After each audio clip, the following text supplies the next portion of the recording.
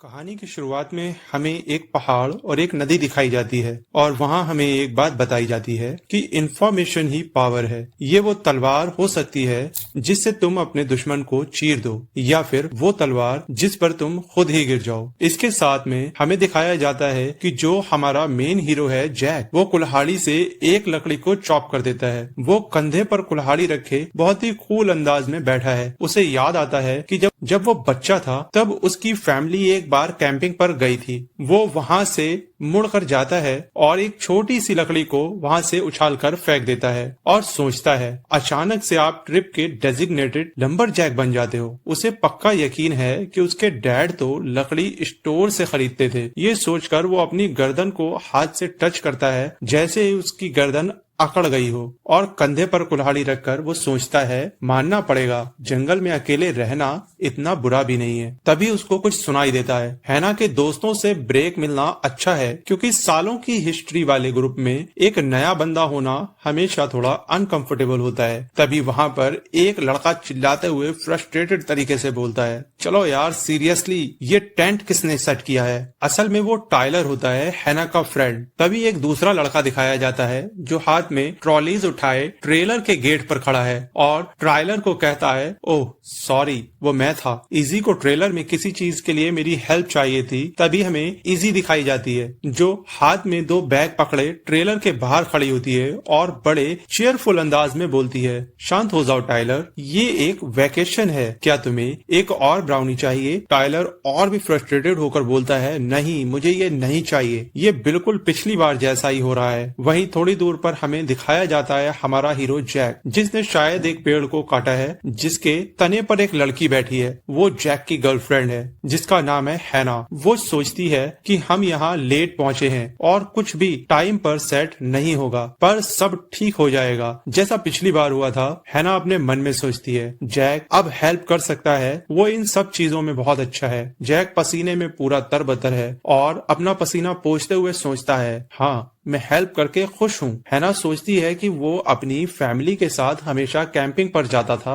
वहीं जैक अपनी कुल्हाड़ी से लकड़ी को 2 टुकड़ों में बांट देता है। मेरा लकड़ी काटने का काम बस खत्म हुआ। तभी वो फ्रस्ट्रेटेड लड़का टाइलर अपनी ओर इशारा करके जैक को बोलता है, सच में ये तो परफेक्ट है, सही टाइम है कि तुम जाओ और हमारे लिए थोड़ी और लकड़ियां लेकर आओ। हैचमैन, हम जैक की कुल्हाड़ी देखते हैं जिसमें बहुत ही ज्यादा स्कार्स हैं और जिस पर सनलाइट पड़ रही है और वो ग्लो कर रही है। जैक सीधा टाइलर के बिल्कुल सामने आकर खड़ा हो जाता है जिससे टाइलर को एकदम पसीना आने लगता है। जैक बड़े कूल अंदाज में उसको सरपास करते हुए बोलता है, श्योर, और मुस्कुराते हुए वहां से चला जाता है जिससे टाइलर और भी ज्यादा फ्रस्ट्रेटेड हो जाता है। टाइलर गुस्से में हैना को बोलता है, तुम्हारा बॉयफ्रेंड बहुत ज्यादा इंटेंस है ना? और हैना बस उसको देखकर मुस्कुराती रहती है और बोलती है वो ऐसा ही है। जैक वहां से अपनी कुल्हाड़ी को एक हाथ में पकड़कर और अपने बैग को दूसरे कंधे पर लटकाकर घने जंगल की ओर चला जाता है। आगे जाकर लकड़ियां इकट्ठा करता है और उसे महसूस होता है मुझे शायद अब जल्दी वापस जाना चाहिए। एक लकड़ी को वहीं पर उछाल देता है और कहता है, हमें वैसे भी इतनी लकड़ियों की जरूरत नहीं है, सिर्फ एक ही रात की तो बात है। तभी अचानक जैसे ही जैक आगे कदम बढ़ाता है वहां पर उसके पैर को एक पर्पल लाइट घेर लेती है और वो एकदम डर जाता है। डर के साथ वो सोचता है ये सब क्या है? तभी एकदम से चारों तरफ से सितारे जैसे चमकने लगते हैं और उसके चारों ओर एक सर्कल सा उसे महसूस होता है। What the hell?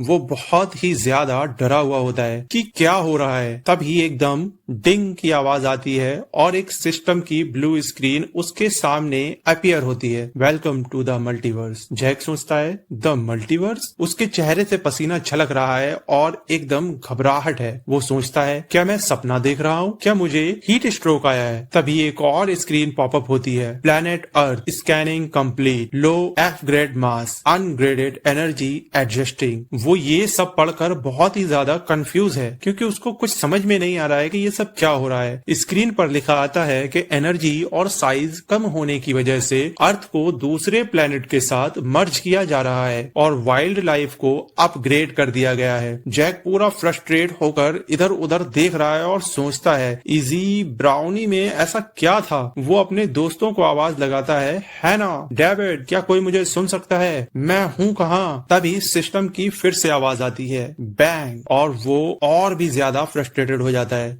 स्क्रीन पर लिख कर आता है इनिशिएटिंग इनकर्जन स्पाउनिंग हेराल्ड। सब कुछ एकदम रेडिश हो जाता है और सिस्टम पर एक एरर मैसेज जनरेट होता है, हेराल्ड आपके साथ एक ही जगह पर है। फिर दूसरी ब्लू स्क्रीन आती है, सर्वाइवल के लिए रोल कीजिए। जैक की आंखों में बस सिस्टम की स्क्रीन चमक रही थी और वो बहुत ही ज्यादा फ्रस्ट्रेट था क्योंकि उसे कुछ समझ ही नहीं आ रहा था। वो चिल्लाता है, रोल फॉर सर्वाइवल, किसके खिलाफ सर्वाइव करना है? तभी हमें एकदम भयानक लुक के साथ हेराल्ड दिखाया जाता है जो कि एक मॉन्स्टर वुल्फ है। उसके दांतों से राल टपक रही है और वो बिल्कुल जैक के सामने खड़ा है और जैक उसको देखकर एकदम शॉक हो गया है और वो शॉक होने की वजह से वहीं पर जम गया। हेराल्ड की आंखें ग्लो कर रही हैं जैसे कि वो अभी जैक को खा जाएगा। जैक डर से पूरा कांप रहा है। क्या यही हेराल्ड है? जैक सोचता है, क्या यही हेराल्ड है? फिर एक और स्क्रीन आती है। जैक और हेराल्ड के बीच पावर गैप बहुत ज्यादा है। हेराल्ड अरकाज 1 से 1 लाख के बीच रोल करेगा। जैकरी एडवर्ड सिर्फ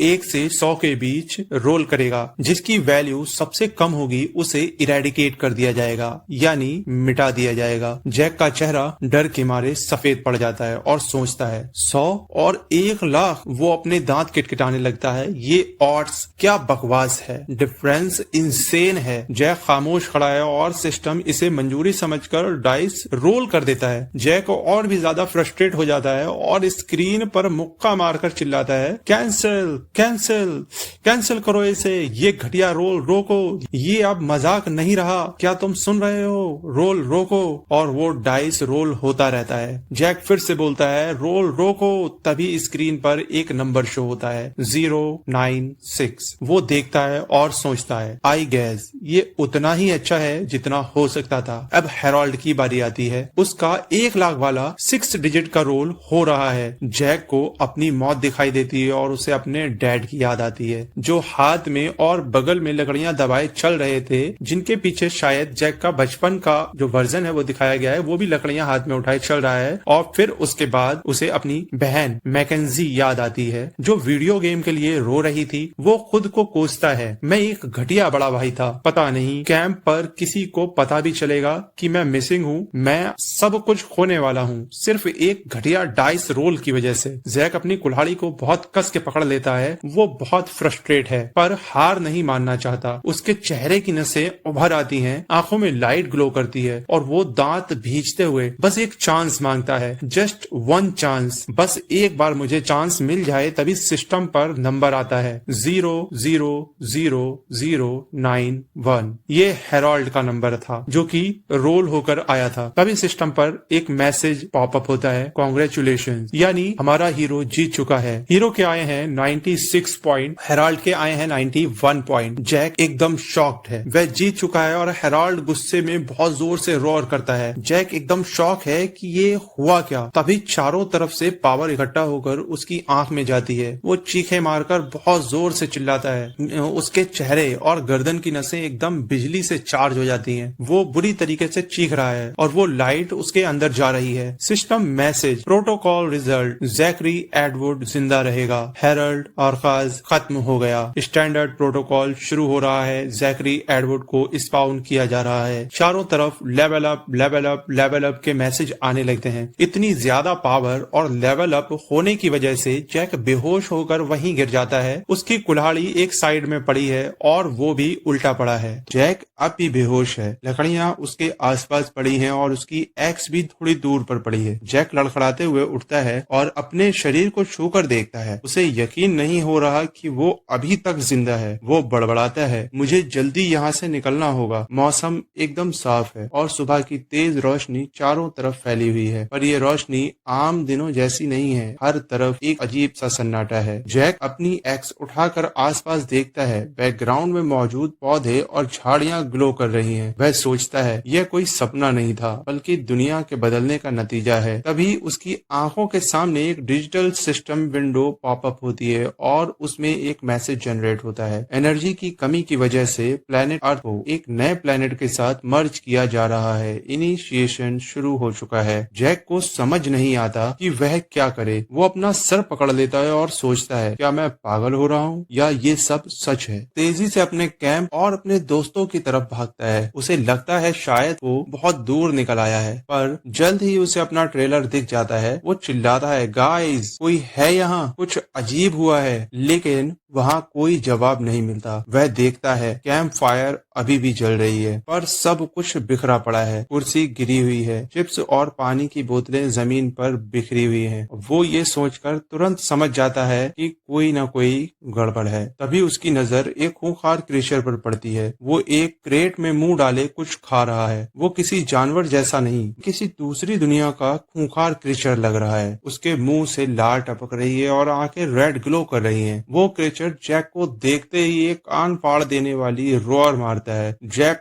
डर से जम जाता है, पर मौत को सामने देखकर उसके अंदर का डर गुस्से में बदल जाता है। दरिंदे ने छलांग लगाई। जैक ने अपनी एक्स कस के पकड़ी। उसका पंजा जैक के कंधों को चीर देता है और बदले में जैक की एक्स उसके शरीर में धंस जाती है। दोनों घायल हैं। जैक को लगता है उसका हाथ टूट जाएगा, पर तभी उसे अपनी ताकत का एहसास होता है। वो पहले से कई गुना ज्यादा स्ट्रांग महसूस कर रहा है। सिस्टम फिर से चमकता है। Welcome to the multiverse. वो क्रीचर दोबारा हमले के लिए तैयार है। उसका जबड़ा और भी बड़ा हो चुका है, जिसमें सिर्फ नुकीले दांत दिख रहे हैं। जैक अपने दोस्तों को आवाज लगाता है, पर कोई नहीं सुन रहा। वो समझ जाता है कि उसे लड़ना ही होगा। वो तेजी से ट्रेलर की तरफ भागता है। क्रीचर उसके पीछे भागता है। जैसे ही वह क्रीचर जैक पर अटैक करता है, जैक उसे डॉज कर लेता है और क्रीचर सीधा जाकर ट्रेलर से टकरा जाता है। उसका सर घूमने लगता है। जैक के पास यही मौका है। वो चिल्लाता है, अब आजा, बहुत हुआ। वो उसे अपने पीछे दौड़ाकर जंगल के अंदर ले जाता है। जैक अब वहीं खड़ा है जहां वो पहली बार उठा था। वो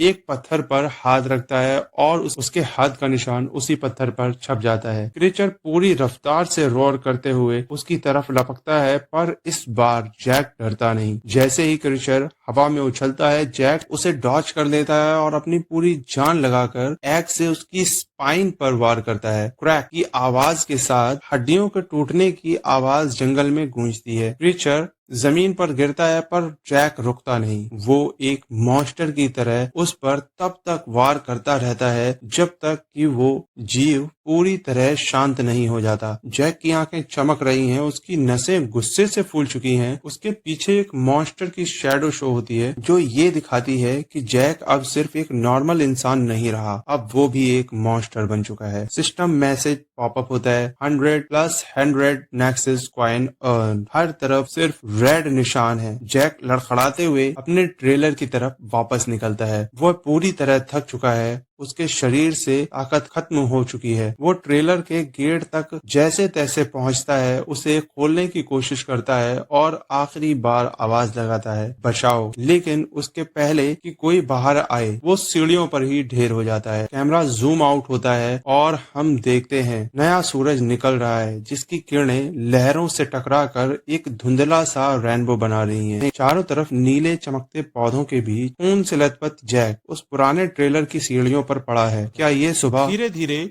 आंखें खुलती हैं। उसकी सांसें तेज हैं और चेहरे पर दर्द के साफ निशान हैं। ऐसा लग रहा है जैसे जैक मौत को करीब से देखकर लौट रहा है। वो रोशनी पेड़ों के बीच से छनकर आ रही है।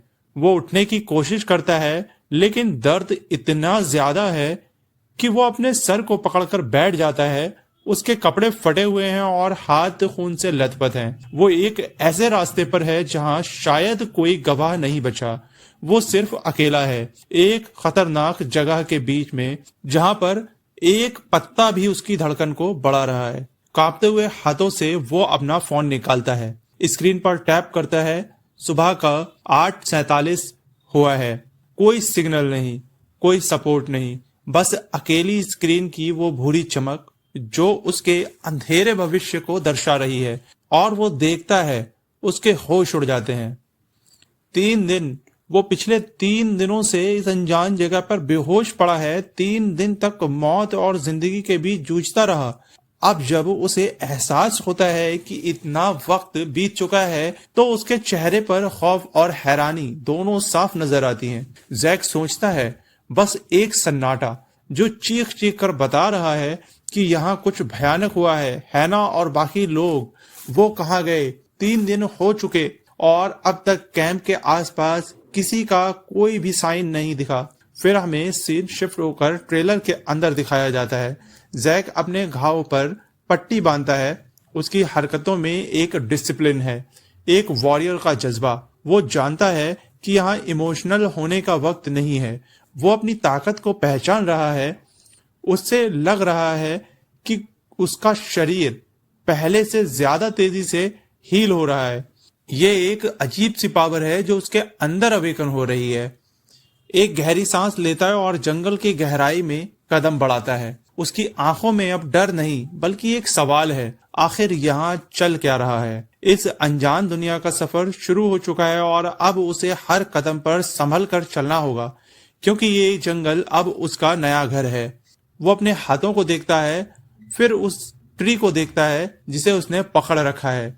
अजीब सा एहसास है। उसके घाव वो इतनी जल्दी कैसे भर गए। पिछले 3 दिनों का सन्नाटा शायद उसके शरीर को बदल रहा है। एक और सवाल उसके दिमाग में गूंजता है, मुझे तो मर जाना चाहिए था, लेकिन मौत ने उससे इनकार कर दिया। क्यों? आखिर इस अनजान जगह को उससे क्या चाहिए? हर कदम पर वो अपनी ताकत का नया एहसास कर रहा है।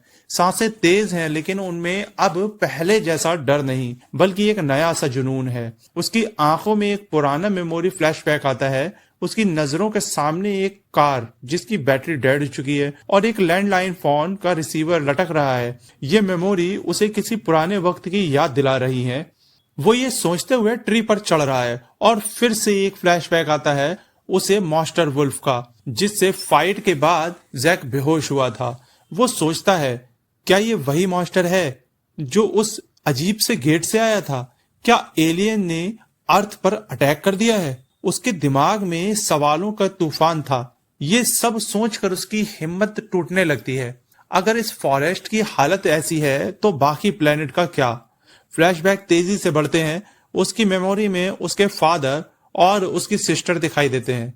वो मेमोरीज उसे वापस पुराने ट्रॉमा की तरफ खींच रही है। वो डैड बोलते हुए अपने फादर को पुकारता है। उसकी मेमोरी में ये सब विजुअलाइजेशन होता है। वो फ्लैशबैक से खुद को बाहर खींचता है और घबराए हुए बड़बड़ाता है, मुझे घर वापस जाना होगा। उसकी आंखों में अब फ्लैशबैक का डर नहीं बल्कि एक वॉरियर का रिजॉल्व है। उसकी आंखें गोल्डन येलो ग्लो करने लगती हैं। वो फिर से ट्री पर चढ़ता है, इस उम्मीद में कि वो घर जाने का सही रास्ता ढूंढ सके। अंधेरा छा चुका है। जैक जंगल के किनारे खड़ा है। उसकी निगाहें और पहाड़ों के बीच दिख रहे उस एक लाल चमकदार बीम पर टिकी हैं जो आसमान को चीर रही है। वो बस उस रेड बीम को देख रहा है। जैक की आंखें हैरानी से बड़ी हो गई हैं। उसकी नजरें एक विशाल ओशियन पर हैं जिसका कोई किनारा नहीं दिख रहा। वो अपने आप से पूछता है, क्या मैं एक आइलैंड पर हूँ? उसका चेहरा गुस्से और नफरत से भरा है। वो जोर से सिस्टम पे चिल्लाता है, डैम इट, तुमने मेरी दुनिया के साथ क्या किया है? जैक एक बड़े पेड़ की डाली पर खड़ा है। उसके हाथ में उसकी एक्स है। वो गुस्से में है और सिस्टम को कोस रहा है। वो अपनी दुनिया की तबाही पर बेचैन है। तभी सिस्टम की नोटिफिकेशन की बारिश हो जाती है। जैक ने कई बड़े टाइटल्स हासिल किए हैं, born of carnage, ultimate reaper, luck of draw, giantsbane, disciple of David, overpowered, slayer of leviathans और एडवेंचरर। हर टाइटल के साथ स्टैट्स बढ़ रहे हैं। स्टैमिना, लक और स्ट्रेंथ सब बढ़ रहे हैं। जैक स्क्रीन के सामने हैरत से बैठा है। स्क्रीन पर उसका पूरा स्टेटस डिस्प्ले हो रहा है। नाम जैकरी एडवर्ड, लेवल 16। उसके पास 31 point strength, 25 point dexterity, 27 point endurance और 44 पॉइंट लक है। साथ ही 5100 नेक्सस कॉइन और 30 फ्री स्टैट्स पॉइंट्स मौजूद हैं। जैक अपने स्टैट्स को देखकर हैरान है। वो समझ रहा है कि उसके ज्यादातर स्टैट्स इन टाइटल से आए हैं। सिस्टम ने उसे 3 बड़े क्वेस्ट दिए हैं। लेवल 25 तक पहुंचकर क्लास अनलॉक करना, 3 महीने में 4 हेराल्ड और इनकर्जन जनरल को मारना और आउटपोस्ट को प्रोटेक्ट करके उसे टाउन में अपग्रेड करना। वो उस लाल बीम को देखकर समझ गया है कि वही इनकर्जन है, लेकिन उसे अभी भी आउटपोस्ट का मतलब समझ नहीं आ रहा। सिस्टम नोटिफिकेशन देता है, requirement met to create outpost, create now. Jack सोचता है कि इस मॉन्स्टर भरे जंगल में बस एक आरवी यानी वो ट्रेलर के सहारे रहने से तो बेहतर है कि कोई ठिकाना हो। वो अपने रहने की जगह बनाने के लिए तैयार हो जाता है। जैक ने command the, make the outpost. अचानक एक ब्लू रोशनी चमकती है और सिस्टम मैसेज आता है, congratulations, you have successfully created an outpost. Jack अब भी पेड़ की टहनी पर बैठा नीचे देख रहा है जहां उसने आउटपोस्ट क्रिएट किया है। तभी उसके पीछे से एक आवाज आती है, तुम क्या कर रहे हो? जैक घबराकर तुरंत पीछे देखता है और अपनी एक्स को उस आवाज की तरफ तान देता है। तभी हमें दिखाया जाता है कि एक छोटा सा वन आइड सिस्टम, जो खुद भी एक क्रीचर लग रहा है, जो एक पर्पल कलर के ऑरा से कवर्ड है। तभी जैक उसको देखकर कहता है, क्या हो तुम? सिस्टम खुद में बड़बड़ाता है कि ह्यूमन तो नहीं होना चाहिए था यहाँ। अब दोनों एक दूसरे को देख रहे हैं और कंफ्यूज हैं, और दोनों कंफ्यूजन में एक दूसरे को देख रहे हैं और सोच रहे हैं ये यहाँ कैसे। इसी कश्मकश में जैक डिसबैलेंस हो जाता है और वो ट्री से नीचे गिरने लगता है। सर्वाइवल इंस्टिंक्ट की वजह से वो हाथ बढ़ाकर कुछ पकड़ लेता है, और जब जैक की निगाह जाती है कि आखिर उसने पकड़ा क्या है, तो जैक का चेहरा सफेद पड़ जाता है। वो डर से पूरा कांप जाता है। एक गलती, बस एक सेकंड का फोकस हटना और मौत ने अपने पंजे गड़ा दिए। ये कोई खेल नहीं है, ये मौत का तांडव है। एक विशाल काली परछाई जैसे सांप ने जैक को जकड़ लिया है। उसका हर एक छल्ला उसके मसल्स और हड्डियों को चूर चूर करने के लिए तन चुका है। सांस रुक रही है। जैक छूटने की भरपूर कोशिश कर रहा है, बट सांप की पकड़ और मजबूत होती जा रही है। उसकी रूह तक कांप रही है। दिमाग में एक ही चीज गूंज रही है, क्या यही मेरा अंत है? क्या यही सब खत्म हो जाएगा? तभी जैक खुद से कहता है, नहीं। इस नए वर्ल्ड में सिस्टम सिर्फ उन्हें चुनता है जो काबिल होते हैं। अगर मैं यहाँ ढीला पड़ा तो सिर्फ एक लाश बनकर रह जाऊंगा। उसको अपनी हड्डियों में होने वाले दर्द को दबाना होगा। ये दर्द, ये खतरे, ये जैक के लिए एक इम्तिहान है। जैक ने जैसे तैसे एक हाथ फ्री किया और उसके सर को पकड़ा। उसकी उंगलियां उसकी स्लिपी स्किन में गड़ गईं। एक झटका देकर उसे एक ट्री में दे मारा। तभी क्रैक की आवाज के साथ वो ट्री का लॉक टूटता है। ये सिर्फ एक झटका नहीं, ये जैक की ताकत का एक नमूना है। उस लॉक के टूटते ही जैक और वो स्नेक दोनों उस ट्री से नीचे गिरते हैं, और तभी सिस्टम जैक को एज अ हंटर रिवॉर्ड देता है। और हमें बताया जाता है इस वर्ल्ड में पावर ही सब कुछ है और कुछ भी मैटर नहीं करता, बस सरवाइव करना ही मोस्ट इंपॉर्टेंट है। जैक अब जमीन पर है। वो फिर से उस स्नेक के नेक पकड़ता है। स्नेक दर्द से तड़प रहा है और जैक चिल्लाता है, मैं बनूंगा सबसे स्ट्रांग। ऊपर से वो वन आइड सिस्टम ये सब देख रहा था और उसके अलग ही नशे चल रहे थे। वो जैक की आउटपोस्ट को देखकर सोच रहा, लगता है जैक को जिंदा रहने का कोई शौक नहीं है। एक पेड़ पर अपना आउटपोस्ट कौन बनाता है?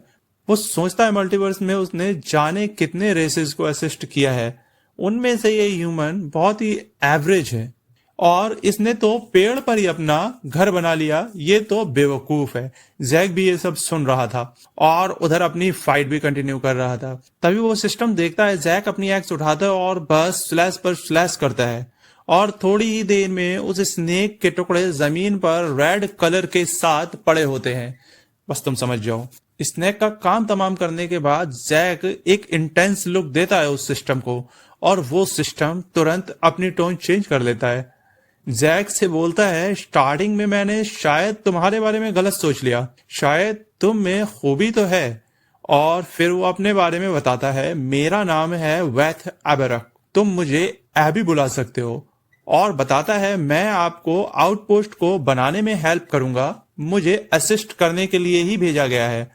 जैक बस उसको देखता है और बोलता है, ओह, मेरा नाम जैक है, और तुम मुझे ये बताओ, तुम बिना मुंह के मुझसे बात कैसे कर रहे हो? और पूछता है, तुम मुझे कैसे असिस्ट करोगे?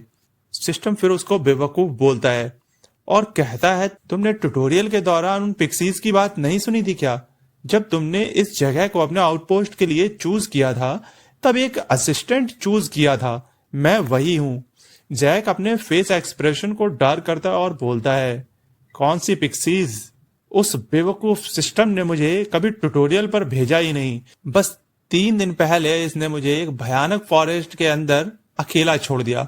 एबी एकदम शॉक्ड हो गया और बोला, आपने ट्यूटोरियल नहीं देखा? 3 दिन?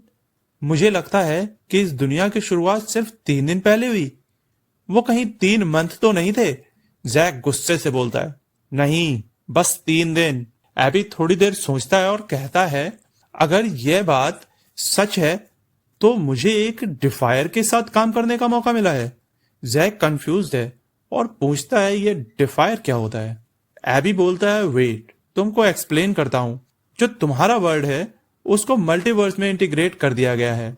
इस मल्टीवर्स में अनगिनत प्लैनेट्स शामिल हैं और ये बिलियंस ऑफ ईयर्स से मौजूद है। इस प्लैनेट से बहुत लोगों को 1 मंथ ट्यूटोरियल के लिए भेजा गया है। सीन शिफ्ट होता है और हमें ट्यूटोरियल एकेडमी या ट्यूटोरियल सिटी भी कह सकते हैं, वो दिखाई जाती है। जैक ये सब इंफॉर्मेशन बहुत ध्यान से सुनता है और फिर एबी से पूछता है, क्या मेरी फैमिली ठीक है? एबी उसको रिप्लाई देता है, अगर वो ट्यूटोरियल में होंगे तो अब तक तो ठीक होंगे, बट अगर वो भी उनमें से हुए जो कॉस्मिक एनर्जी को एब्जॉर्ब नहीं कर सकते, उनको डार्क एबिस में डाल दिया जाता है, जहां वो मोस्टली मॉन्स्टर का खाना बनते हैं। वो आगे बताता है, अगर कोई मॉर्टल कल्टीवेट नहीं कर सकता तो उसका इस मल्टीवर्स में सरवाइव करना ऑलमोस्ट इम्पॉसिबल है। तभी जैक का फेस एकदम सीरियस हो जाता है और वो सोचता है, क्या मेरा भी अंत ऐसा ही होगा? क्या इसीलिए मुझे भी ट्यूटोरियल नहीं मिला? वो सोचता है, शायद हाँ या शायद ना। वो एक डिफायर मॉर्टल है और उसने अपनी मेहनत से ज्यादा पावर गेन की है। सिस्टम आपको कमजोर समझता है, लेकिन आपने कभी अपने आप पर सिस्टम को हावी होने ही नहीं दिया और अपने आप को हमेशा प्रूव किया है। तभी हमें बहुत सारी जैक की यादें दिखाई जाती हैं जिनमें उसने सरवाइव किया था अब तक। तुमने अब तक सिस्टम को चुनौती दी है, तुम में बहुत गट्स हैं, बट सिस्टम के लिए तुम्हारी सिचुएशन वह बहुत टफ है, चाहे तुम एक डिफायर ही क्यों ना हो। उसके बाद हमें जैक दिखाया जाता है जो अपने मुट्ठी को कस कर बंद करे है और जो मॉन्स्टर की शैडो है वह चारों ओर से उसे घेर रहे हैं, उसे ही देख रहे हैं जैसे कि अगला शिकार वही हो। एबी बताता है कि तुम्हें एक शानदार ऑफर मिला है, बट यह आसान नहीं होगा। जैक झल्लाते हुए उससे बोलता है, क्या तुम सिस्टम के उस घटिया डाइस रोल को एक अपॉर्चुनिटी बोलते हो? जैक वैसे ही गुस्से में अपनी एक्स को अपने शोल्डर पर रखता है। एबी घबराते हुए सफाई देता है, मैं नहीं, ये तो सिस्टम करता है, और बताता है कि ये मल्टीवर्स की ग्रैंड स्कीम में से है। इसकी आवाज उनकी आवाजों में से है जो मायने रखती हैं। एक मल्टीवर्स के थ्रू डोमिनेंस हैंड दिखाया जाता है। उसके बाद हमें एक डोमिनेंस हैंड दिखाया जाता है जो ये दर्शाता है कि सिस्टम किसी को भी क्रश कर सकता है। तभी एबी बोलता है, और मैं आपको चेतावनी देना चाहता हूं कि सिस्टम कभी भी कायरों को सपोर्ट नहीं करता। जैसे ही आप पीठ दिखाओगे वैसे ही आप मारे जाओगे। यह सिस्टम कायरों से नफरत करता है। फिर हमें जैक को उसी हैंड के सामने दिखाया जाता है कि अगर जैक कैसे भी हार मानता है तो उसको दबाकर क्रश कर दिया जाएगा, यानी खत्म कर दिया जाएगा। तभी जैक बोलता है कि तुम्हारे कहने का मतलब है कि मुझे यह सारे मिशन पूरे करने होंगे, हर हाल में फेल की कोई गुंजाइश नहीं। क्या मुझे इन सभी डिमांड को मानना होगा? क्या मेरे पास कोई और ऑप्शन नहीं है? यह सब पूछते हुए जैक आंखों में एकदम इंटेंस लुक और गुस्सा भरा था। इसके बाद जैक एकदम रेडी खड़ा हो जाता है, जैसे अभी उन सबको मार देगा। अपने कुल्हाड़ी को अपने कंधे पर रखता है। तभी एबी उसे एक और शॉकिंग न्यूज देता है और बताता है कि तुम्हें 3 महीने की जगह 1 महीने में ही अपने सारे मिशन को पूरा करना होगा। जैक यह सुनता है और एकदम शॉक्ड हो जाता है। तभी सिस्टम पर एक मैसेज शो होता है, जो आउटपोस्ट का एडमिनिस्ट्रेटर है वह जल्दी लौट आया है। यह सब सुनकर जैक और भी ज्यादा फ्रस्ट्रेटेड हो जाता है और बोलता है, क्या बस 1 महीना? फिर हमारा सीन शिफ्ट होता है और हमें डीमन क्लैन में दिखाया जाता है यह डीमन क्लैन की वही पुरानी और काली सियासत है। शाही महल की रोशनी में आज जश्न मनाया जा रहा है, लेकिन इस चमक के पीछे मौत की बू साफ आ रही है। बालकनी पर खड़ा ओग्रेस नीचे चल रहे इस दिखावे को बड़ी नफरत से देख रहा था। उसके हाथ में वाइन का गिलास था, लेकिन ध्यान कहीं और था। तभी पीछे से आलिया आती है। उसकी लाल ड्रेस इस अंधेरे में किसी शिकारी जैसी लग रही थी। आलिया कहती है, डियर ऑग्रेस, तुम कुछ ज्यादा खुश नहीं लग रहे हो। ऑग्रेस ने मुड़कर भी नहीं देखा। उसके चेहरे पर एक अजीब सी खामोशी थी। आलिया ने कहा, मुस्कुराइए, आज जश्न मनाने का दिन है। ऑग्रेस ने पूछा, मैं किस लिए जश्न मनाऊंगा? आलिया ने कहा, तुम्हारे दादा ऑक्रेल ने अभी अभी तुम्हें इनकर्जन जनरल चुन लिया है। आलिया की बातों में गर्व था, लेकिन ऑग्रेस के लिए ये एक बोझ था। नीचे भीड़ में सब उसकी तरफ देख रहे थे, कुछ जलन से तो कुछ मौत की तमन्ना से। आलिया ने कहा, यह एक ऐसा सम्मान है जिसे पाने का सपना इस क्लैन का हर मेंबर देखता है। ऑग्रेस धीरे से एक गहरी नफरत के साथ बोलता है, ये एक ऐसा सम्मान है जिसे पाने के लिए वो किसी की जान भी ले सकते हैं। आलिया को लगा ऑग्रेस डर रहा है या लड़ना नहीं चाहता। उसने तंज कसते हुए कहा, तो फिर मुझे लगता है कि तुम्हें अब लड़ने की तैयारी शुरू करनी होगी, बजाय अपना सारा वक्त उन बदनाम गलियों में बिताने के। ऑग्रेस के कान खड़े हो जाते हैं। उसने मुड़कर आलिया की आंखों में देखा और कहा, लड़ना? ऑग्रेस ने नीचे खड़े दुश्मनों को देखा जो ताकत के नशे में चूर थे। उसके होंठों पर एक शैतानी मुस्कान आई। ऑग्रेस ने कहा, मुझे लगा था तुम मुझे बेहतर जानती हो आलिया। मैं उनसे नहीं लड़ूंगा, वो उनका खेल है, मेरा नहीं। तभी नीचे का नजारा बदल गया। एक घमंडी डीमन के मुंह से नीला खून निकलने लगा। उसका चेहरा मौत के डर से नीला पड़ चुका था। डीमन जमीन पर गिरकर तड़पने लगा। लोग डर के मारे चिल्लाने लगे। आलिया हैरानी से बोलती है, यह किसने किया? क्या कोई इसकी मदद नहीं करेगा? ऑग्रेस ऊपर से यह सब शांति से देख रहा था। उसने एक भी तलवार नहीं चलाई, फिर भी उसके रास्ते का कांटा साफ हो चुका था।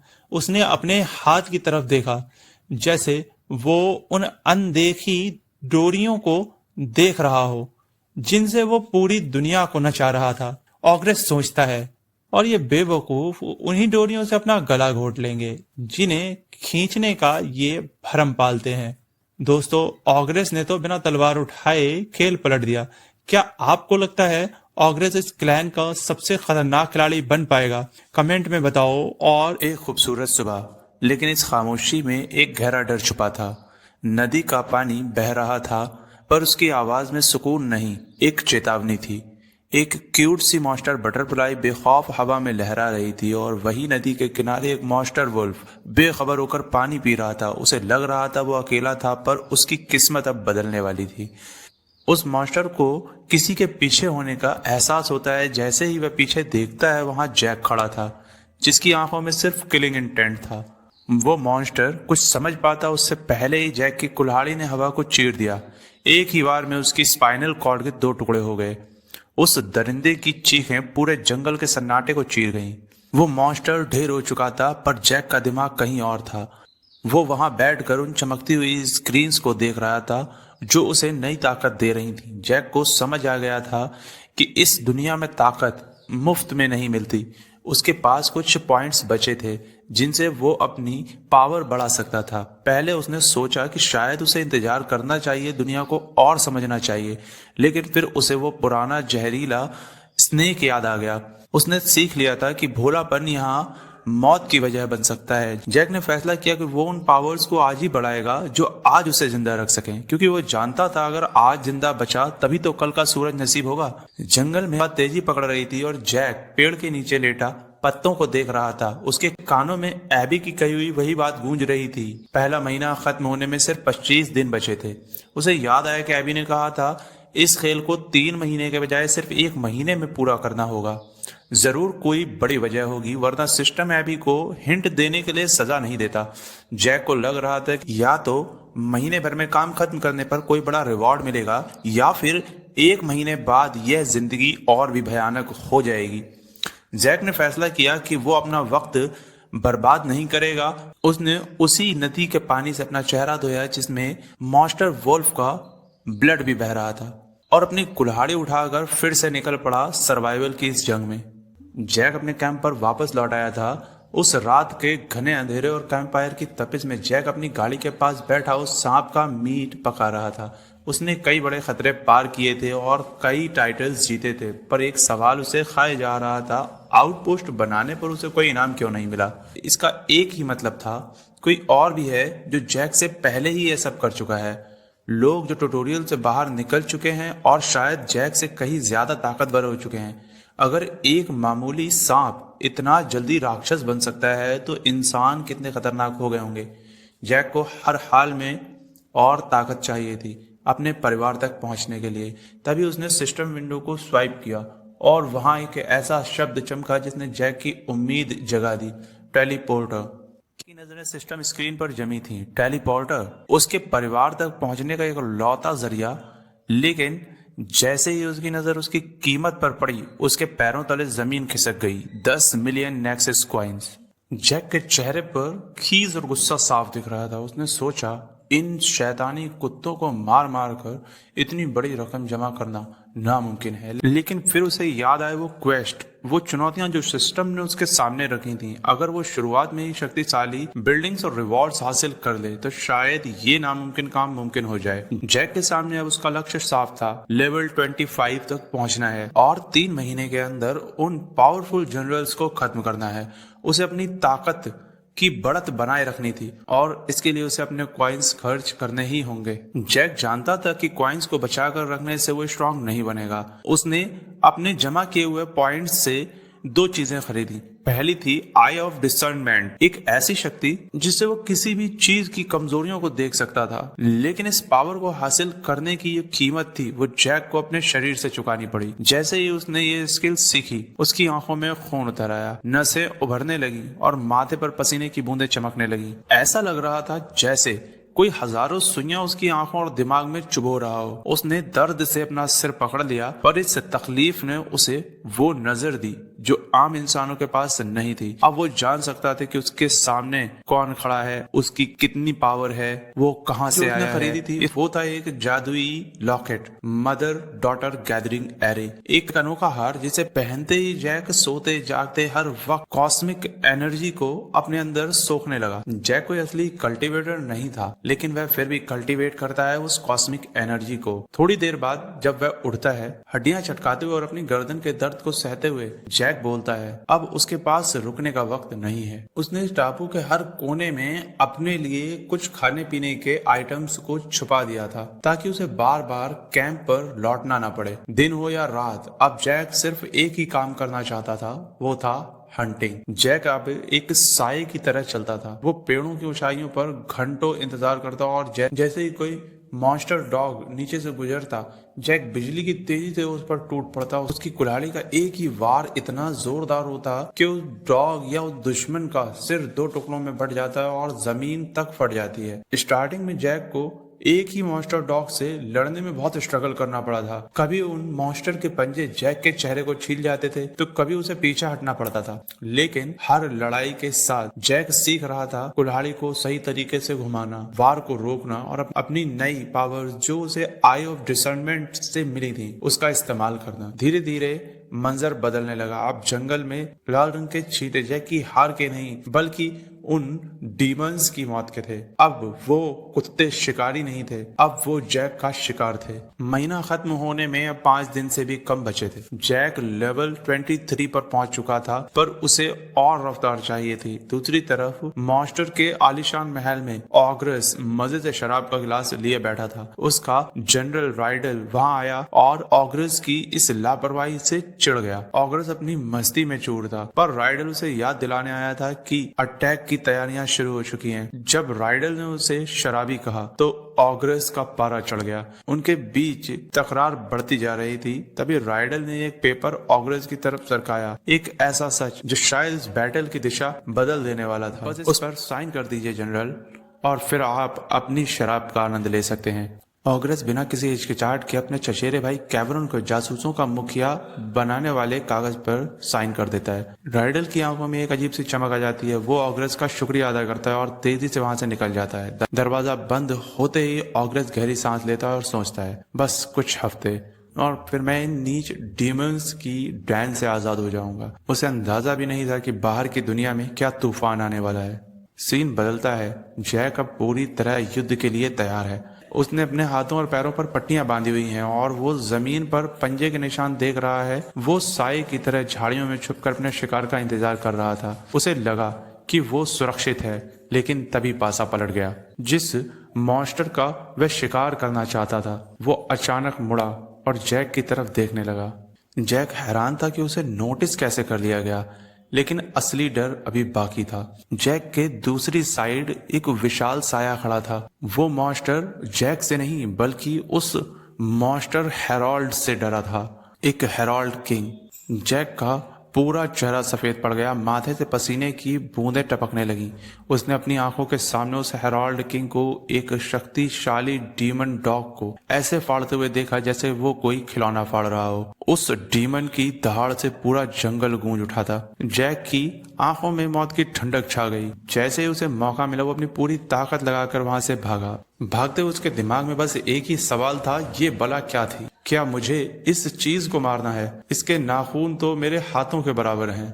भागते भागते जैक अपने कैंप के पास पहुंचा, लेकिन वहां का नजारा देखकर उसके होश उड़ गए। उसके कैंप फायर के पास कोई बैठा था, एक मॉन्स्टर जो बड़े आराम से उसके ही मांस को भून रहा था, और उसके पास एक शिकारी डॉग बैठा था। सबसे हैरान करने वाली बात तो ये थी कि वो मॉन्स्टर और वो डीमन आपस में बातें कर रहे थे।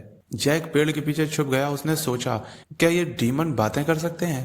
क्या ये मुझे ढूंढने यहाँ आए हैं? क्या ये मेरी आउटपोस्ट का पता दूसरों को बताने वाले हैं? जैक ने अपनी आई की पावर, आई ऑफ डिसर्नमेंट का इस्तेमाल। उसे पता चला कि वो जो डीमन बैट है वो इम्प प्रजाति का है और वो जो डीमन डॉग है वो गिलगी है। जैक अभी सोच ही रहा था कि अचानक उन दोनों डीमंस को जैक की मौजूदगी का एहसास हो गया। जैक के पसीने छूट गए। क्या इन्होंने मेरी पावर्स को भांप लिया? इससे पहले कि जैक कुछ कर पाता, उस बैड डीमन जैसे दिखने वाले इम्प ने जैक पर हमला कर दिया। वो देखने में छोटा था, लेकिन उसके पंजों में एक अजीब सी पर्पल कलर की एनर्जी चमक रही थी। उसने वो पावरफुल एनर्जी को जैक की तरफ शूट कर दिया।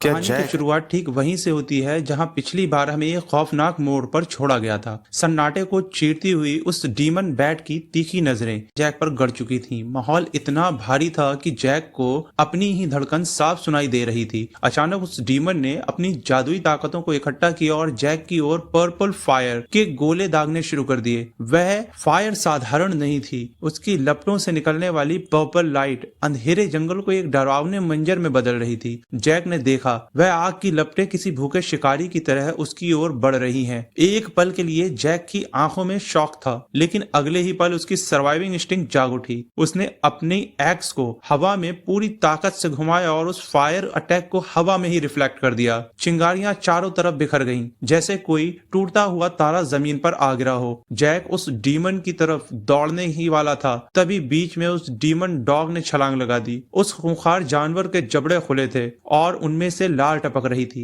जैक ने फुर्ती दिखाई और अपनी कुल्हाड़ी का हैंडल सीधे उस कुत्ते के खुले हुए मुंह में फंसा दिया। कुत्ते के दांत कुल्हाड़ी के हैंडल को कुचलने की कोशिश कर रहे थे, लेकिन तभी एक जोरदार धमाका हुआ। पीछे से आ रहे फायर स्लैश में से एक सीधा जैक के कंधे पर जा लगा। कंधे पर चोट लगते ही जैक पीछे की ओर घिसटता हुआ दूर जा गिरा। वह कुत्ता इतना ताकतवर था कि उसने जैक को जमीन चटा दी। जैक कुल्हाड़ी अभी भी उस डीमन डॉग के जबड़ों में फंसी हुई थी। जैक के चेहरे पर दर्द से ज्यादा गुस्सा था। उसने अपने दांत किटकिटाए और धीरे धीरे खड़ा होने लगा। दोस्त, अगर ये टेंशन महसूस कर पा रहे हो तो अभी सब्सक्राइब बटन दबाओ और जैक की इस खतरनाक फाइट का हिस्सा बनो। जैक ने अपने कंधे की तरफ देखा जहां फायर स्लैश ने उसे छुआ था। वहां अभी भी पर्पल फायर धधक रही थी। वह आग सिर्फ मांस को नहीं बल्कि ऐसा महसूस हो रहा था जैसे जैक की सोल को अंदर से जला रही हो। जैक ने अपने दांतों को भींचते हुए उस आग को बुझाया और मन ही मन में सोचा, ये सिर्फ एक मामूली वार था, लेकिन ये मेरी रूह तक को जला देने की ताकत रखता है। तभी वह फायर डीमन एक डिमोनिक स्माइल के साथ आगे बढ़ा। उसके एक हाथ में धधकती हुई फायर थी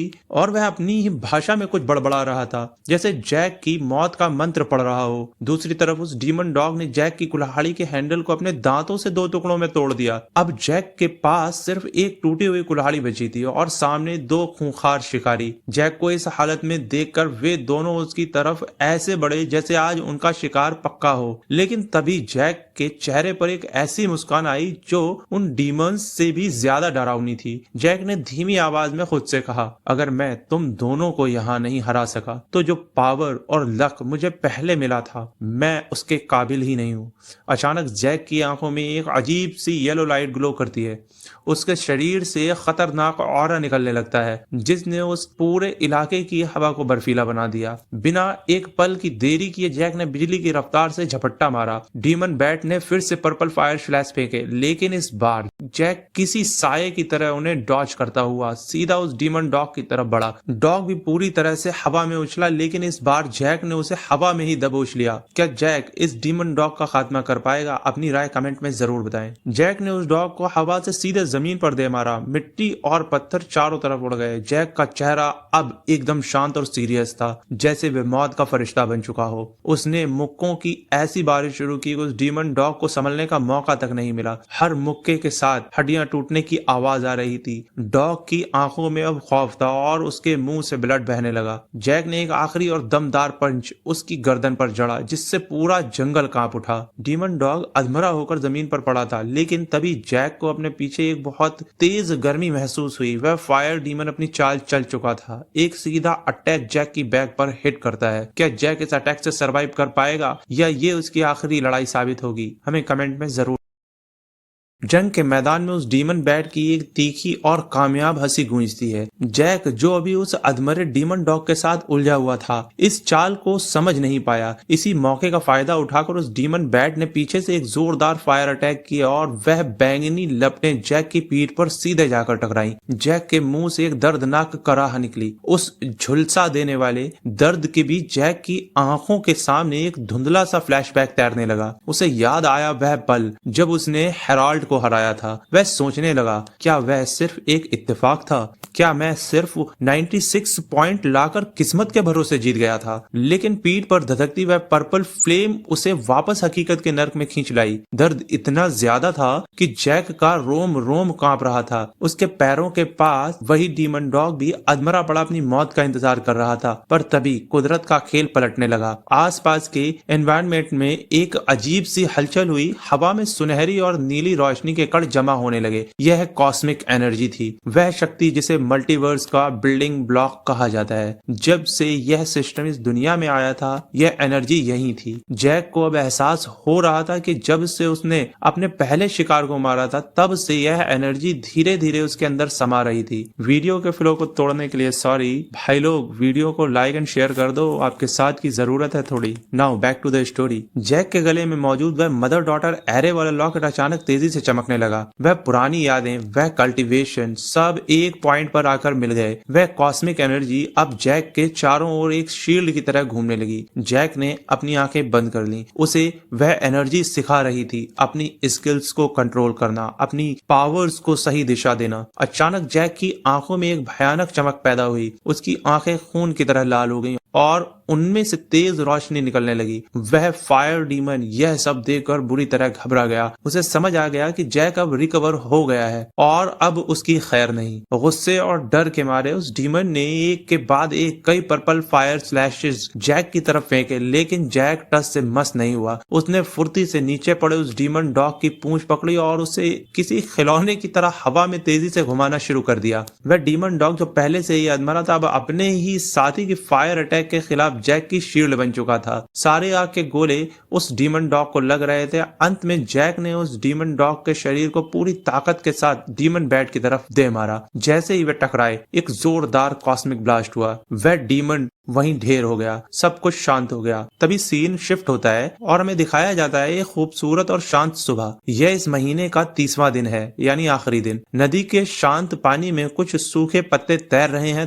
थोड़ा आगे जाने पर उन दोनों डीमंस की बॉडीज पानी के किनारे पड़ी दिखाई देती हैं। जैक वहीं पास में बैठा अपनी कुल्हाड़ी को देख रहा है। उसके कपड़ों के चीथड़े उड़ चुके हैं, लेकिन उसका इरादा फौलाद जैसा है। वह एक लकड़ी के टुकड़े से अपनी कुल्हाड़ी के लिए नया हैंडल बना रहा है। वह खुद से बुदबुदाता है, इतना काफी होना चाहिए। अच्छा होता अगर मैं लेवल 25 पर पहुंचकर कोई क्लास चुन पाता। लेकिन एबी ने कहा था कि मुझे अपना क्वेस्ट इसी महीने खत्म करना है। उसने मजबूती से हैंडल को कुल्हाड़ी में फिट किया और अपनी एक स्ट्रिप से उसे कस कर बांध दिया। जैक ने अपनी फटी हुई शर्ट उतारी और अपनी कमर से बांध ली। उसकी ब्लैक इनर के नीचे उसके घटे हुए मसल्स और शरीर पर लिपटी पट्टियां उसे एक मंजे हुए शिकारी का लुक दे रही थी। उसकी आंखों में अब एक नया लक्ष्य था। दोस्तों, आप भी जरूर बताइए कि जैक का ये न्यू लुक कैसा है। उसकी आंखों में अब एक नया लक्ष्य था। वो सोचता है it's time to kill the second herald. Scene फिर से शिफ्ट होता है और हमें डीमन क्लैन दिखाया जाता है। एक ऊंची बालकनी पर राइडल और ऑग्रस खड़े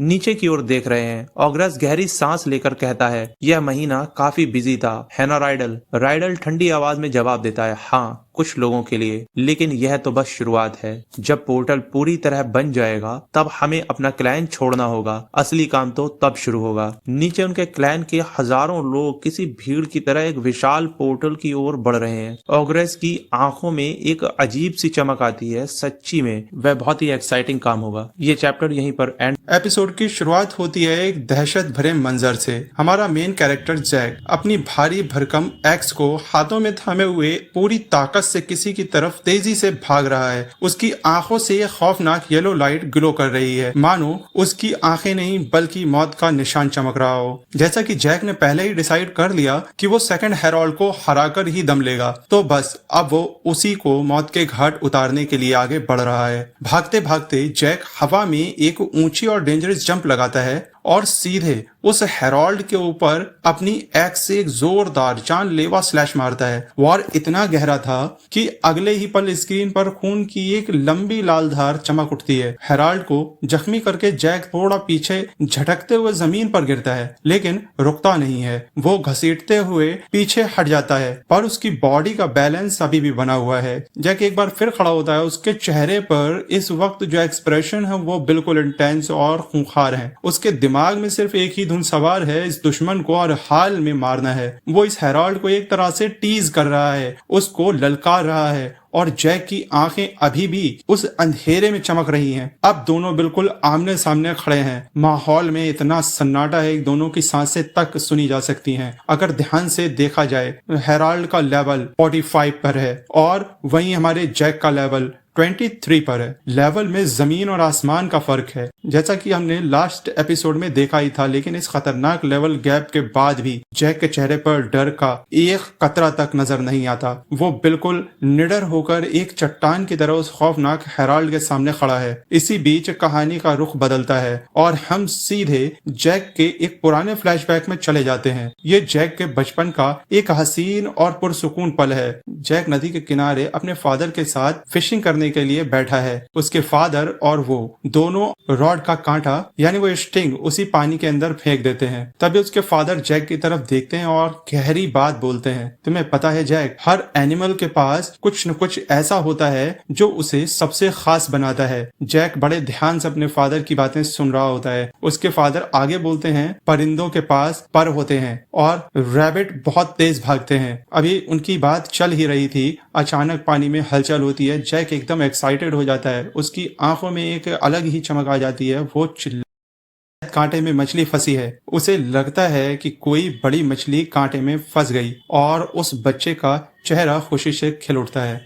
उसके फादर मुस्कुराते हैं और उस स्टिक को पानी से ऊपर खींचते हैं, लेकिन अफसोस कांटा बिल्कुल खाली होता है। वो जैक को देखते हैं और आगे बताते हैं और मछलियां बहुत ही स्लिपरी होती हैं। उसके फादर बात को आगे बढ़ाते हैं और बोलते हैं, उनमें से कोई भी जानवर हथियार या जाल का इस्तेमाल नहीं करता, ये सिर्फ हमारा हुनर है। यहाँ तक कि पुराने जमाने के आदि मानव भी स्पेयर्स का इस्तेमाल कर और उसमें एक नया चारा यानी एक स्क्वायर लगाते हैं और जैक को जिंदगी का सबसे बड़ा सबक देते हैं। असल बात ये है कि हम चीजों को इसलिए नहीं पकड़ते क्योंकि हम उनसे ज्यादा ताकतवर या तेज हैं। कांटे में उस चारे को बिल्कुल टाइट करते हुए वो आगे बोलते हैं, हम चीजों को इसलिए पकड़ पाते हैं क्योंकि हम रास्ता निकालना जानते हैं और यही चीज हमें सबसे खास बनाती है। जैक एक झटके में अपने इस फ्लैशबैक से बाहर आता है। उसका दिमाग अब बहुत तेज चल रहा था। वो उस फाइट से ठीक 2 घंटे पहले का वक्त याद करता है जब वो इस हेराल्ड से लड़ने की तैयारी कर रहा था। जैक के होठों पर एक हल्की सी स्माइल आती है और वो दिमाग में सोचता है, आप बिल्कुल सही कह रहे थे डैड, किस्मत से मेरे पास बहुत सारे स्पेयर्स हैं। अब हमें दिखाया जाता है कि जैक ने उन 2 घंटों में क्या किया था। उसने ढेर सारी लकड़ियों को छीलकर उनके आगे के हिस्से को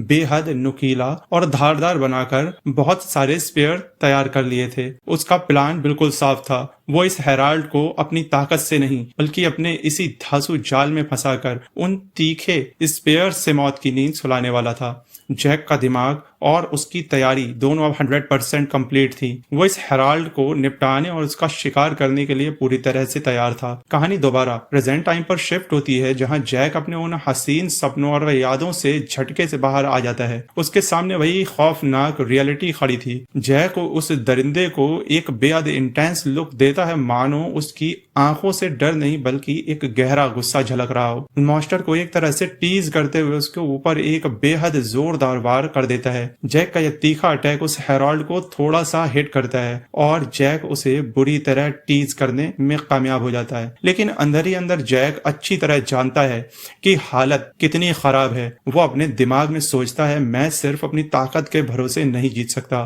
हम दोनों के बीच का गैप बहुत ज्यादा बड़ा है। अगर हेराल्ड का एक भी सॉलिड वार मुझे लग गया तो मैं वहीं ढेर हो जाऊंगा। इसलिए मुझे बस एक ही चीज पक्की करनी होगी कि इसका कोई भी वार मुझे छू तक ना पाए। जैक का यह प्लान काम कर जाता है। उसके इस एक और अटैक से परेशान होकर वो हेराल्ड इस कदर चिढ़ जाता है और इतना ज्यादा पागल हो जाता है कि वो हाथ धोकर जैक के पीछे पड़ जाता है ताकि उसे हर हाल में मौत के घाट उतार सके। उस खूंखार दरिंदे का चेहरा दहशत से भरा हुआ था। उसकी दोनों आंखें खून की तरह रेड ग्लो कर रही थीं। गुस्से के मारे उसकी इतनी बड़ी जीभ बाहर निकल आई थी और उसके धारदार नुकीले दांत साफ चमक रहे थे। अब वो हेराल्ड गुस्से में आकर जैक पर एक के बाद एक अटैक पर अटैक किए जा रहा है। लेकिन हमारा एमसीबी कम नहीं है। जैक पूरी फुर्ती से उसके हर एक जानलेवा वार को बस डॉज किए जा रहा है, खुद को बचा रहा है और जैसे ही जैक को एक छोटा सा मौका मिलता है वो पलटकर अपनी एक्स से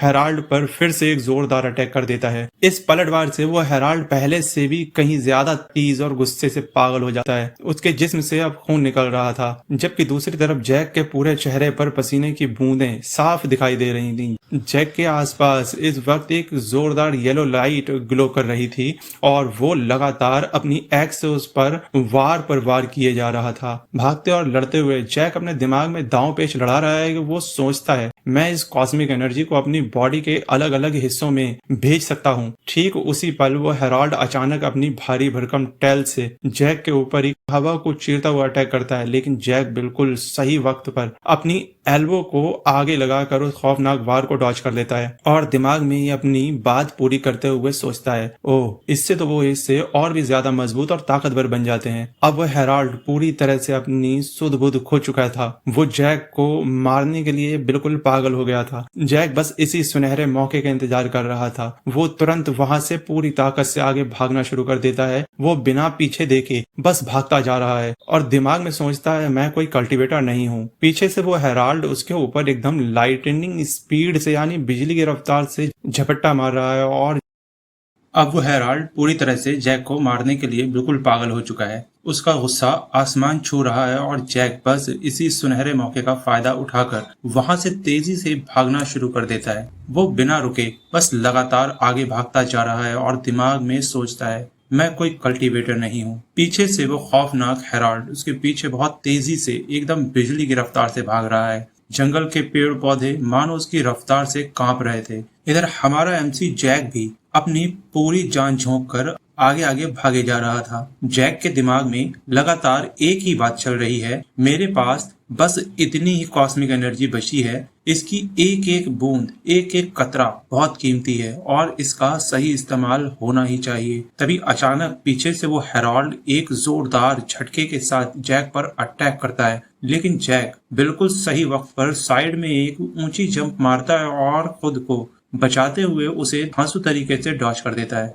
जैक वो अच्छी तरह समझ रहा था कि मामला कितना संगीन हो चुका है। वो सोचता है यहाँ गलती की रत्ती भर भी गुंजाइश नहीं है, एक छोटी सी चूक और सब खत्म। अब जैक की बॉडी पर थोड़ा प्रेशर बढ़ने लगा था और उसे दिक्कत होने लगी थी। अपने टूटते हौसले को जोड़ने के लिए जैक खुद को मोटिवेट करते हुए बोलता है, कम ऑन जैक, इस कॉस्मिक एनर्जी को कंट्रोल करो। अगले ही पल जैक की पूरी बॉडी के अंदर वो कॉस्मिक एनर्जी तबाही की तरफ फ्लो करने लगती है। उसके पैरों में एक तेज पीली बिजली जैसे ग्लो साफ दिखने लगता है और जैसे ही जैक उस कॉस्मिक एनर्जी को अपने पैरों में चैनल करता है तो वहां जमीन पर एक ऐसा जोरदार झटका लगता है मानो कोई बड़ा ब्लास्ट हुआ हो। इस तबाही भरी ताकत के साथ जैक को जब भी हल्का सा मौका मिलता है वो अपनी कुल्हाड़ी उठाता है और उस हेराल्ड पर अटैक कर देता है। उसे जगह जगह से स्लाइस करता जाता है और तभी जैसे ही वह हेराल्ड बिल्कुल जैक के करीब पहुंचता है, जैक अपनी कॉस्मिक एनर्जी से चार्ज हुई एक्स से एक सीधा करारा वार उस दरिंदे के सीधे माथे पर कर देता है, जो कॉस्मिक एनर्जी से पूरी तरह लोड था। इसी इंटेंस मोमेंट पर सीन शिफ्ट होता है और हमें फिर से वही डीमन क्लैन दिखाया जाता है। वहां का नजारा अब पूरी तरह बदल चुका था, क्योंकि अब वो खौफनाक पोर्टल लगातार बड़ा होकर लगभग पूरा खुल चुका है। यह पोर्टल इतना विशाल हो गया है कि इसमें से अब बड़े बड़े ह्यूमंस भी आसानी से गुजर सकते हैं। अभी तक तो इसमें से सिर्फ छोटे डीमंस ही जा रहे थे, वही डीमंस जो अभी तक जैक को रास्ते में मिल रहे थे और जिनसे जैक लड़ा था। पर अब इस पोर्टल से पूरे इंसान भी जा सकते हैं, जो एक बहुत बड़ी तबाही का इशारा था। तभी हमें दिखाया जाता है ऑग्रेस, जो अपने आलीशान शाही महल से निकलकर बाहर आता है और अपनी बहुत बड़ी सेना के पास खड़ा हो जाता है। उसके चेहरे पर एक अजीब सा गुरूर और गुस्सा साफ दिख रहा है। वो थोड़े भारी और गुस्से वाले लहजे में पूछता है, राइडल कहाँ है? ऑग्रेस की बात सुनकर सेना के बीच में से एक कमांडर अपना हाथ उठाता है और डरते और कांपते हुए बोलता है, वो पहले ही इस पोर्टल से गुजर चुका है जनरल। वहाँ का माहौल इस वक्त एकदम शांत और खामोश हो जाता है, क्योंकि वहाँ खुद खौफनाक डीमन प्रिंस आया हुआ था। सबकी सांसें थमी हुई थी,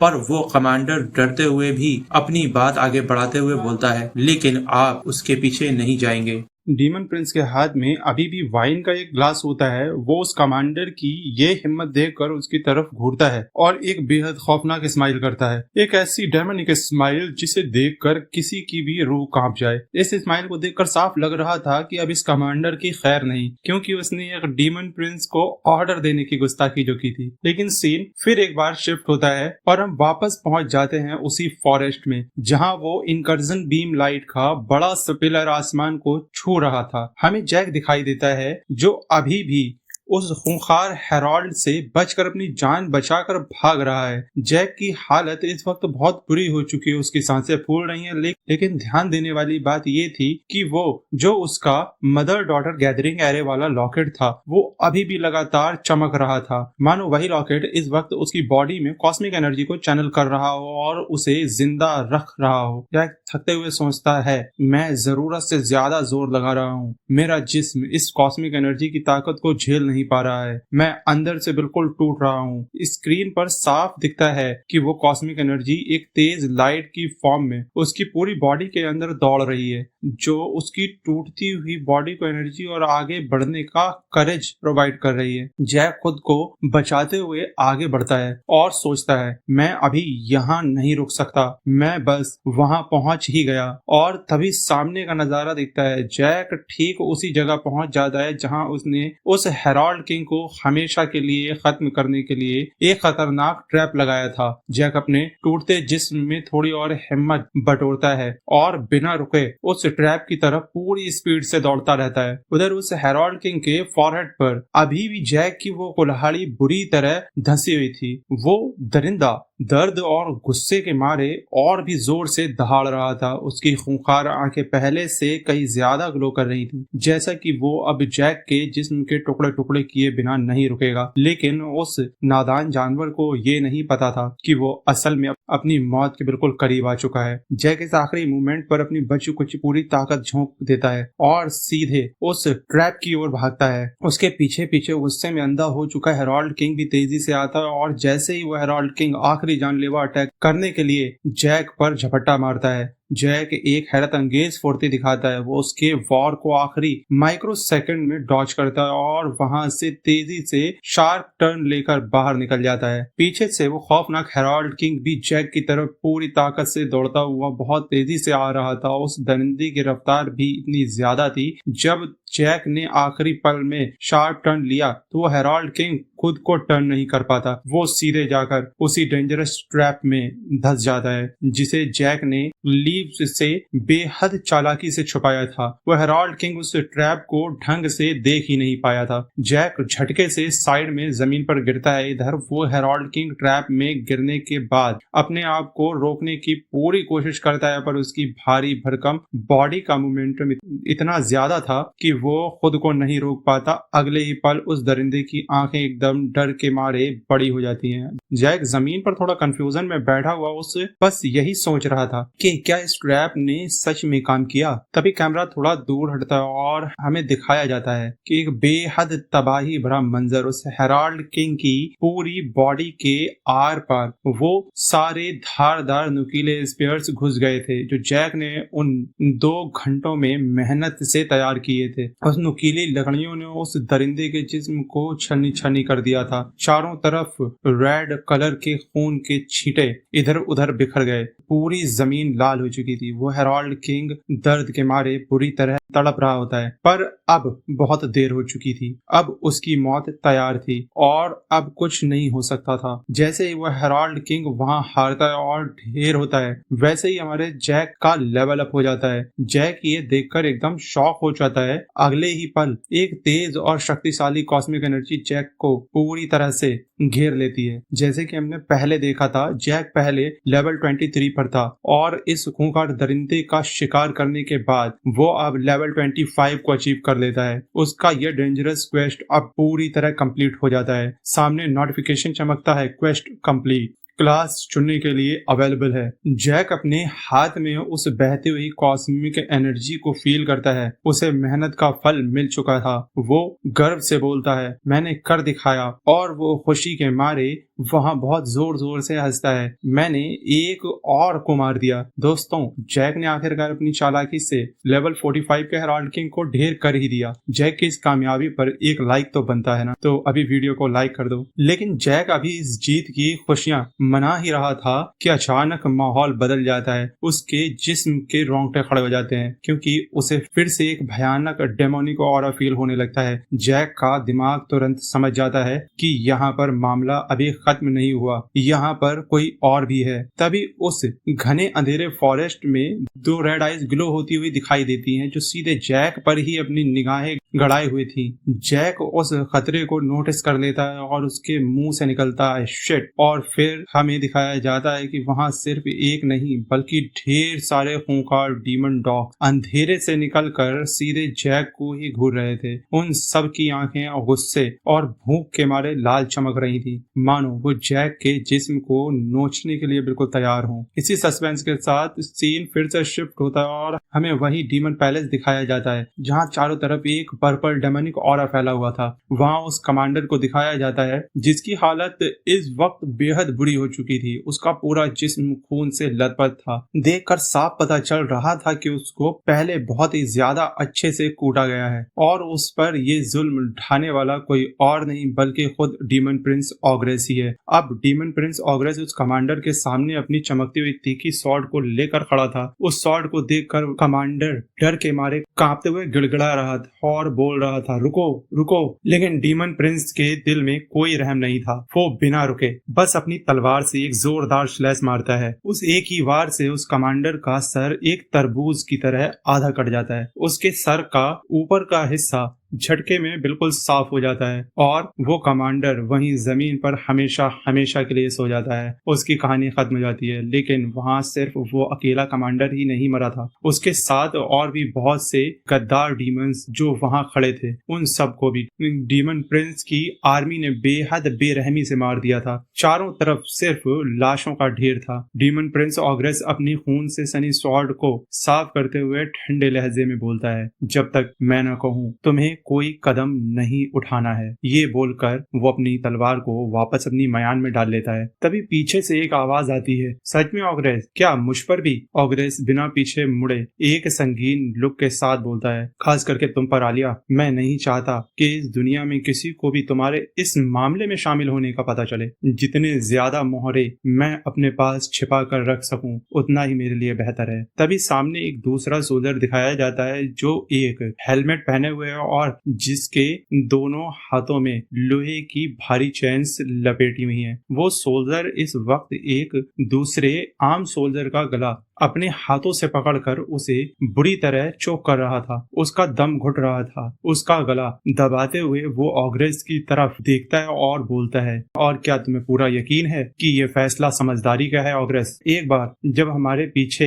ये पोर्टल बंद हो गया तो हमारे पास तुम्हारे ग्रैंडफादर का प्रोटेक्शन नहीं रहेगा। गला घोटे जाने की वजह से उस आम सोल्जर के जिस्म से उसकी आंखों से ब्लड निकलने लगता है। उसकी सांसें टूट रही थीं। तभी वो चैन वाला सोल्जर जिसका नाम सिल्वर दिखाया जाता है उसे मारता हुआ जमीन पर एक कचरे की तरह फेंक देता है और बात पूरी करते हुए बोलता है, हम सबसे बिल्कुल अलग हो जाएंगे। ऑग्रेस उसकी तरफ एकदम कोल्ड और बेरहम लुक के साथ देखता है और बोलता है, तो ऐसा ही सही सिल्वर, मैं इस मनहूस क्लैन और इनके पीठ में छुरा घोंपने की आदत से तंग आ चुका हूँ। वो नया प्लेनेट मेरी जान के लिए मेरे इस खुद के घर से ज्यादा खतरनाक नहीं हो सकता। अब बस जो बचा है। ये कहते हुए वो सब उस विशाल पोर्टल की तरफ आगे बढ़ने लगते हैं, जो इस वक्त पूरी तरह से एक खतरनाक डीप पर्पल कलर की डेमोनिक एनर्जी से भरा हुआ चमक रहा था। ये चैप्टर यहीं पर फिनिश हो जाता है। तो दोस्तों, एक तरफ जैक ढेर सारे डीमन डॉग के बीच अकेला फंस चुका है और दूसरी तरफ डीमन प्रिंस ऑग्रेस अपनी आर्मी के साथ पोर्टल से गुजर कर नई दुनिया पर कदम रख रहा है। क्या जैक इन दरिंदों से बच पाएगा? अगला चैप्टर बिल्कुल तबाही से भरा होने वाला है। अगर आपको यह धांसू रिकैप पसंद आया तो मैकवर्ड्स